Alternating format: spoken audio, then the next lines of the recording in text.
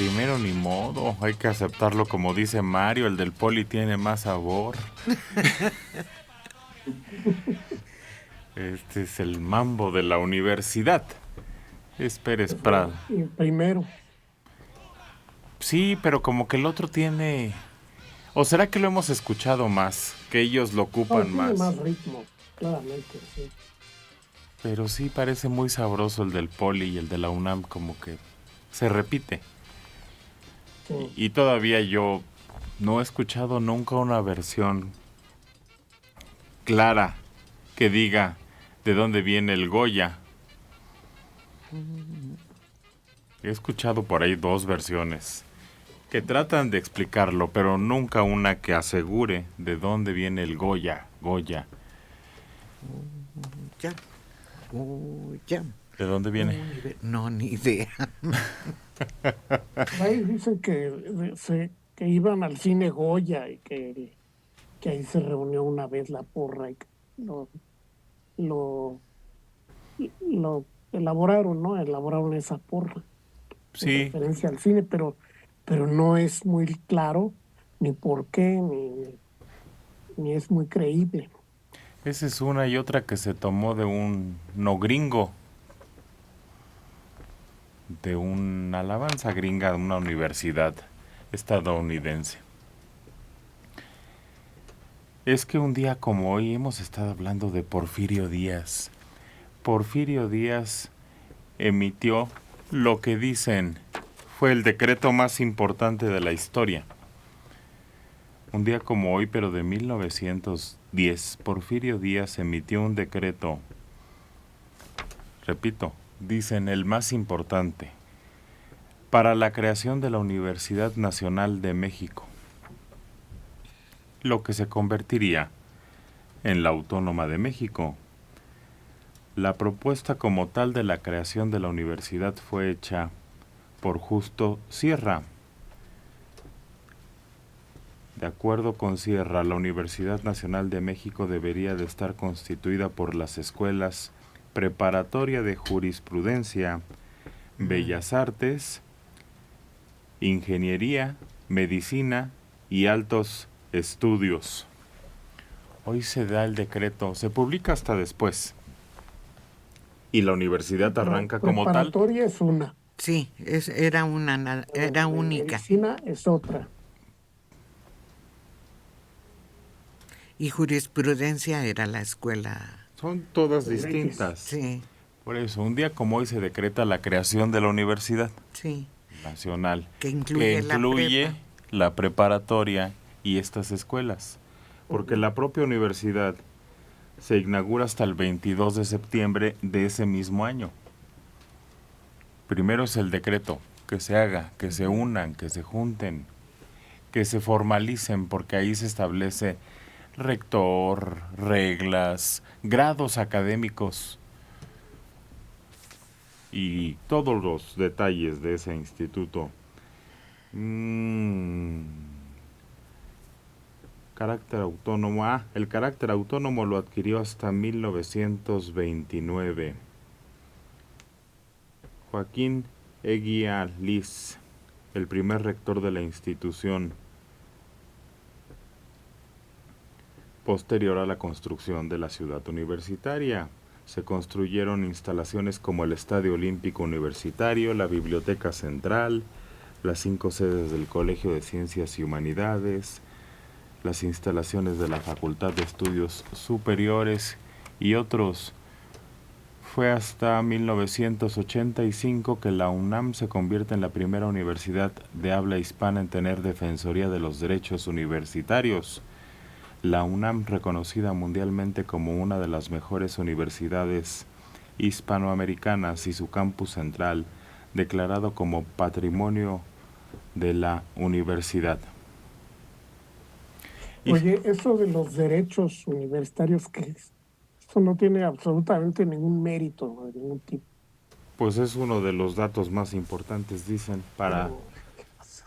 Defensoría de los Derechos Universitarios. Uy, tú vas y te quejas de que alguien te vio feo en la UNAM y ya te sacaste la lotería porque te protegen un congreso, un conjunto de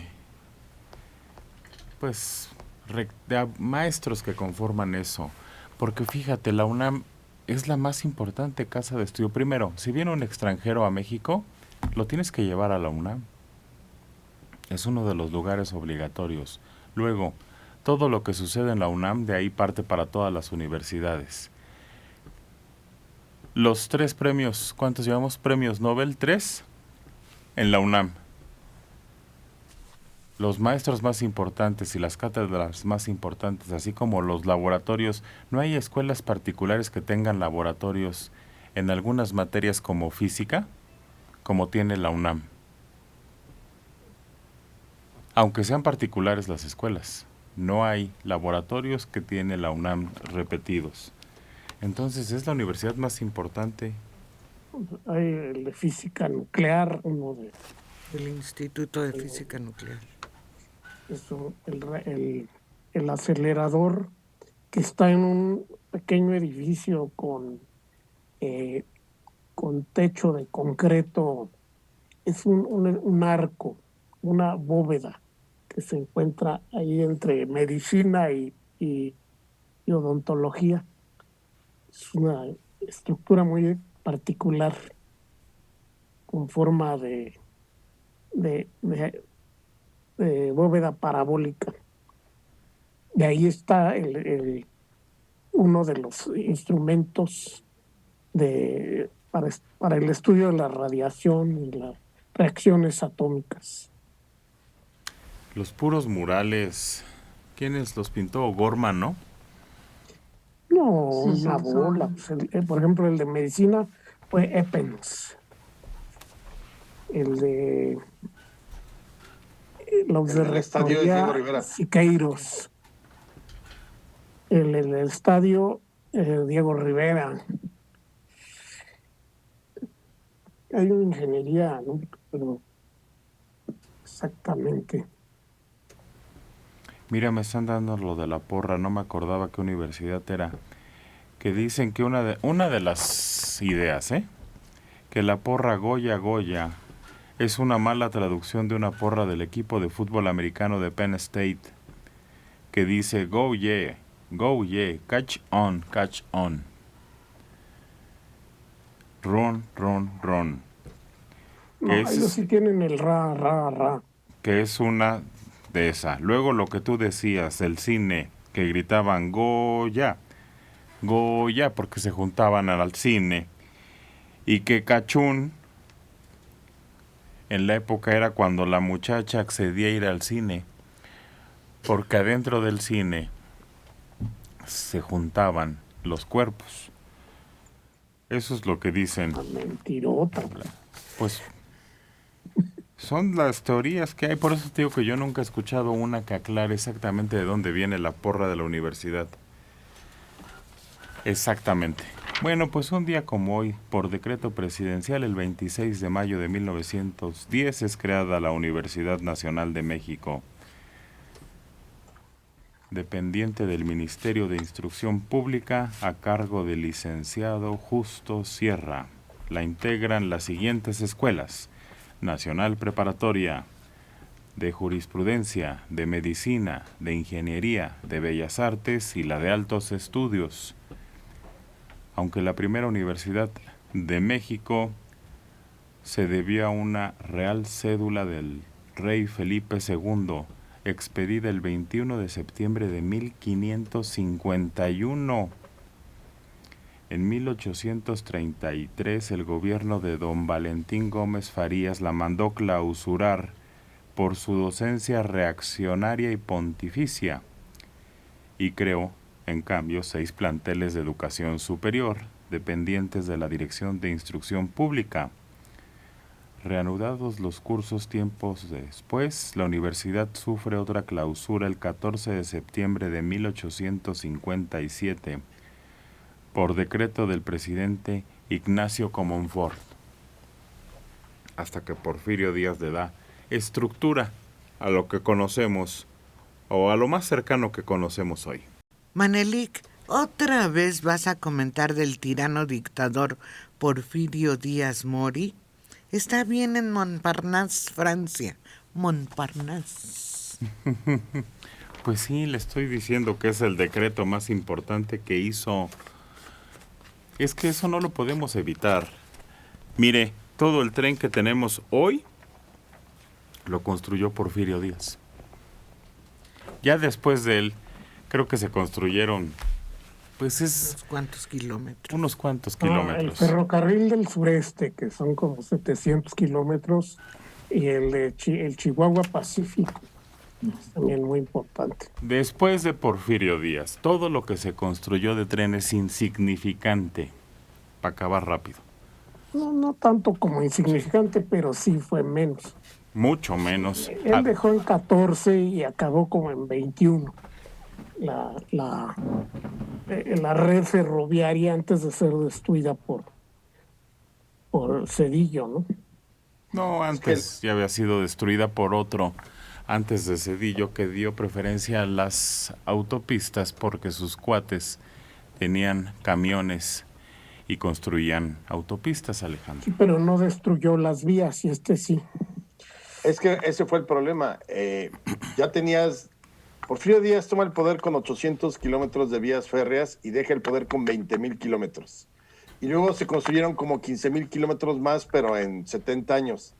El problema no es que hayan destruido, sino el problema es que no las mantuvieron. Sí. Es decir, el mantenimiento, la modernización, ahí estaban ya todos los tendidos. Estaba perfectamente unido el país. Por los 4 puntos cardinales llegaban las líneas a la frontera. Y lo increíble, y esa es una de las cosas que habría que reclamarle a los gobiernos del PRI de la segunda mitad del siglo XX, ¿por qué dejaron morir esas líneas?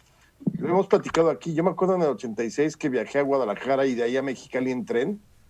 El México a Guadalajara, pues todavía bastante, digamos, digno, pero ya se veía viejón. Pero no, deja tú, de Guadalajara a Mexicali, las ventanas rotas, los asientos totalmente rotos. Ese sí es uno de los grandes delitos que cometió el PRIismo en la segunda mitad. Haber dejado morir todas esas líneas que hoy nos tendrían, yo creo que en otro nivel en términos económicos. Claro. El desarrollo, le quisieron dar impulso al negocio de sus cuates. Y ahí abandonaron los trenes con derecho de vía, cállate, no solo tendidos. Entonces, para la época y lo que construyó, pues todos los demás hicieron insignificancias o prácticamente nada. Y Cedillo los vende, pero alguien dijo, eso todavía es un negocio.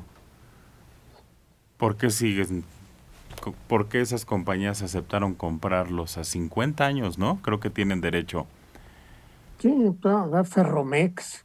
Creo que 50 años porque además ahora se los quieren quitar.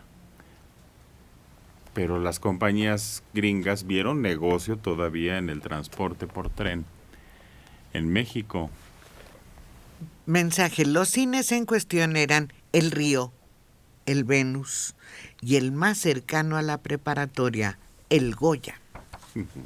Gracias. Beatriz Moreno, mi papá estudió en la prepa. Me contaba cómo se iban de pinta al cine Goya. Palillo, quien era un porrista, fue quien dio origen a la porra.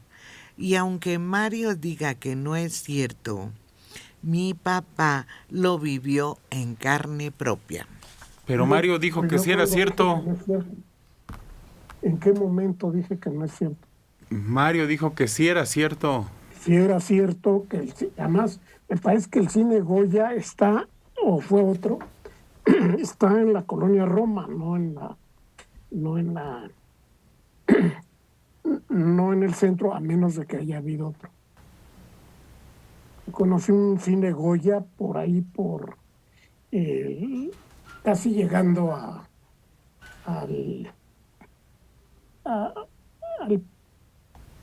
por la avenida Cuauhtémoc y llegando casi al Álvaro Obregón. No. Cine México. Ahí estaba el Cine México. Pero no estaba en la avenida Cuauhtémoc. Sí. En Álvaro Estaba en una de las avenidas con nombre de estados. Sí, en Álvaro Obregón. Y Jalapa había un cine. Sobre Álvaro Obregón había un cine, Sí, pero no es el Goya. pero no es el Goya. Ahorita alguien se ha de acordar porque había otro también en Yucatán. Mérida y Guanajuato. Y había otro sobre Yucatán. Sí, pero esa era la sala, tenía un nombre de un director. No. Sí, Sí, el la de Gabriel Yucatán, Figueroa, ¿no? esa Liliana. Gabriel Figueroa, sí. Sobre Yucatán era el Gabriel Casi Figueroa. para llegar a Insurgentes. Y este Sí, es esa mera. muy posterior, porque los que decimos con Mario Eran de otros. Álvaro Obregón y de Mérida y Guanajuato son posteriores, Luis, anteriores.